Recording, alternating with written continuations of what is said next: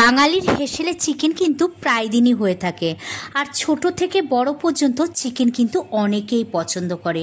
আর প্রতিদিনই একই রকম রান্না কাউরই কিন্তু ভালো লাগে না। তাই একদম নিজের মতো করে ইউনিক লেমন চিকেন ভাপা বা লেমন স্টিম চিকেন রেসিপি আপনাদের সামনে তুলে ধরলাম। আমি প্রান্তিকা দে নতুন একটা রেসিপিতে সবাইকে স্বাগত জানিয়ে রেসিপিটি নিত্য চিকেন রান্নাতে আমরা যা যা মশলা ইউজ করি ঠিক একই মশলা ইউজ করে আজকের চিকেনটা কিন্তু আমরা রান্না করব, কিন্তু ভিন্ন পদ্ধতিতে। প্রথমে কড়াইয়ে সর্ষের তেল গরম করে তার মধ্যে দিয়ে দেব কুচনো পেঁয়াজ, আদা, রসুন, টমেটো, কাঁচা লঙ্কা, দারচিনি, এলাচ, লবঙ্গ, জিরের গুঁড়ো, লঙ্কার গুঁড়ো সমস্ত মশলা কড়াইয়ে একটু ফ্রাই করে নিয়ে ঠান্ডা করে মিক্সিং গ্রাইন্ডারে মিহি পেস্ট তৈরি করে নেব। স্বাস্থ্য চিকেনকে চিলি চিকেনের আকারে কেটে পরিষ্কার করে ধুয়ে নিয়ে নুন হলুদ মাখিয়ে কড়াইয়ে সর্ষের তেল গরম করে চিকেনগুলো ভাজা চিকেনগুলো একটা পাত্রের মধ্যে নামিয়ে তার মধ্যে মশলার পেস্ট, পরিমাণ মতো নুন, হলুদ, 7-8টা মতো গন্ধরাজ লেবু পাতা, চিকেন ভেজে রাখার পরে যে সর্ষের তেল ছিল সেটা দিয়ে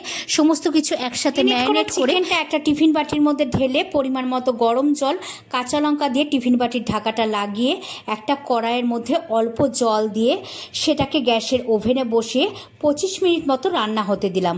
25 মিনিট পরে ঢাকা খুলে গরম ভাতে টেস্ট করে দেখি একেবারে ঝাক্কাস।